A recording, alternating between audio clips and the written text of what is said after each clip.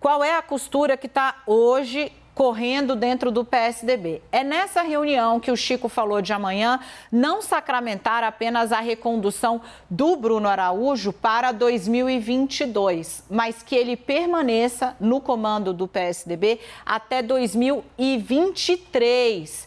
Daniela, qual a importância disso? É garantir que, se João Dória conseguir pacificar o partido, hoje ele está se colocando numa posição de isolamento, ele vai ter que negociar com os pares para fazer um presidente do PSDB em 2022 que seja próximo a ele. Por quê?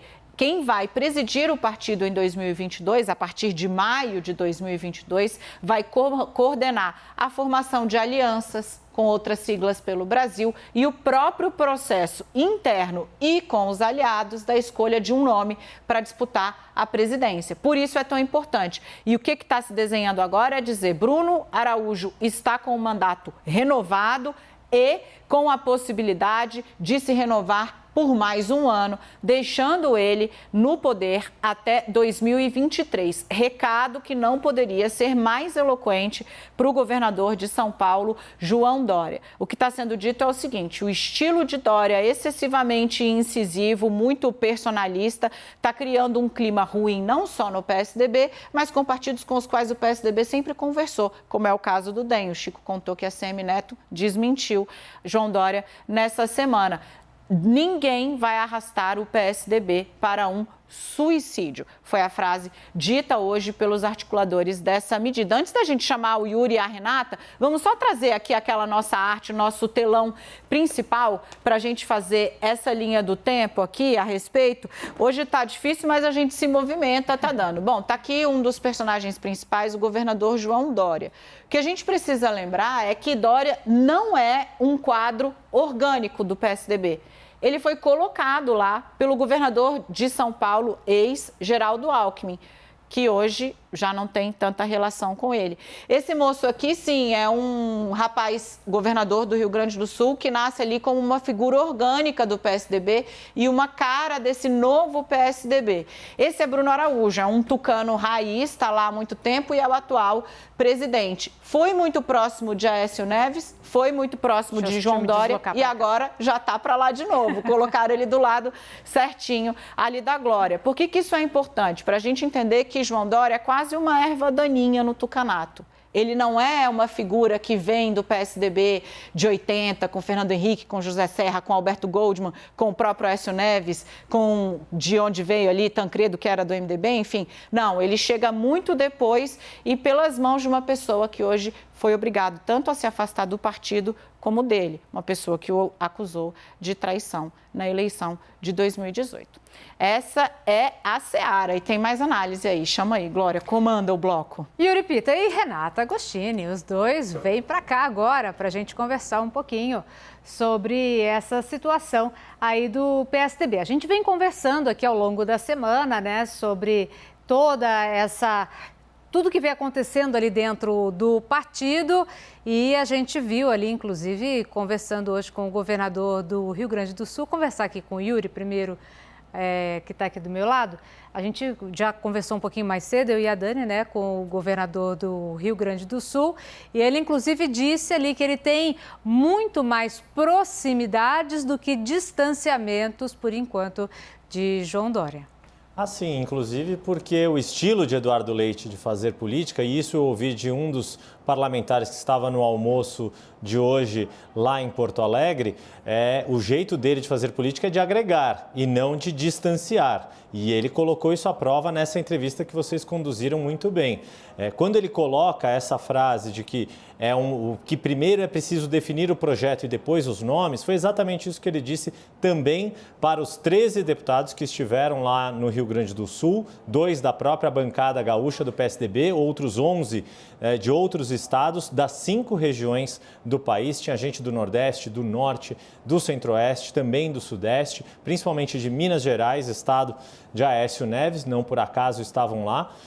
E o que Eduardo Leite colocou para eles, e havia também um senador, é importante registrar, o Rodrigo Cunha, de Alagoas. E o que foi dito ali, que é importante também a gente observar desse almoço e desse estilo que Eduardo Leite coloca em contraponto ao estilo de Dória, que a Daniela Lima já explicou bastante bem aqui no ar no 360. O que acontece com o Eduardo Leite é que ele também consegue agregar ali uma geração mais nova de tucanos, de deputados parlamentares, alguns deles em primeiro mandato, o Rodrigo Cunha no seu primeiro mandato como senador, é uma pessoa jovem de menos de 40 anos, entre outros dos deputados que estavam lá, e com uma parte buscando um resgate da social-democracia que o PSDB tenta representar, um olhar para a economia mais liberal, mas um olhar social para as questões relacionadas à pobreza e desigualdade social, ou seja, buscando a tradição do partido, mas sem parecer ultrapassado ou velhaco, que foi a palavra que uma das pessoas me utilizou. E foi isso que ele tentou expressar nesse almoço, mostrando o que fez ali na gestão do Rio Grande do Sul e depois fazendo com que esses deputados e senadores que vierem apoiá-lo possam jogar essa imagem para fora do Rio Grande do Sul, fazer esse discurso se espalhar. E aí vira um adversário interno, aí sim mais competitivo em relação a João Dória, que já tem uma projeção nacional, mas que acaba tendo esses embates internos dentro do PSDB. Deixa eu só fazer o meia-culpa aqui, que a Renata também participou dessa entrevista com o Eduardo Leite. Eu acho que nessa entrevista, Glória, você falou sobre destacou esse comentário de Leite, então, indica, né, que há semelhanças com o governador João Dória. Me parece importante a gente destacar que Eduardo Leite se apresenta de uma forma muito clara como um postulante aí a uma liderança dentro do PSDB, de um jeito muito polido, de um jeito bastante tucano, sem tentar confrontar diretamente Dória, mas quando ele faz referência ao estilo muito próprio do governador João Dória, quando ele fala que não acha que os posicionamentos do PSDB têm de mirar uma apresentação eleitoral, quando ele diz que o PSDB não tem de ser uma oposição clássica, ele está, sim, fazendo ali um ponto de divergência com a postura que vem sendo defendida pelo governador João Dória e tenta se colocar de uma forma muito clara. A própria opção por falar e dar uma entrevista e se posicionar já marca isso. Queria ainda fazer um comentário, pegando o que Daniela falou sobre a relevância do cargo de presidente do partido num ano eleitoral. A gente tem em 2022, claro, a eleição do presidente da República, mas a gente tem eleição de deputados federais. A decisão sobre o custeio dessas campanhas passa pela cúpula do partido, passa pelo presidente do partido. Então, quem vai ocupar esse posto, e a decisão, a reação do partido foi justamente para manter o atual presidente Bruno Araújo, quem ocupa esse posto, no caso Araújo então permanece, vai concentrar muito poder e vai ter muita interlocução com os quadros partidários, porque decisão de dinheiro sempre faz muita diferença nas conversas. Um mapa, né, Renata, dos anseios, das angústias e das necessidades de cada um. Isso, inclusive, foi muito importante para que Aécio Neves, mesmo depois com todo aquele desgaste da Lava Jato, tivesse conseguido manter dentro da bancada de deputados apoio da maioria, ainda que silenciosa, mas houve, para que ele não fosse expulso do partido, porque conhecia ali exatamente o que cada um pediu e quando. Isso em política vale ouro.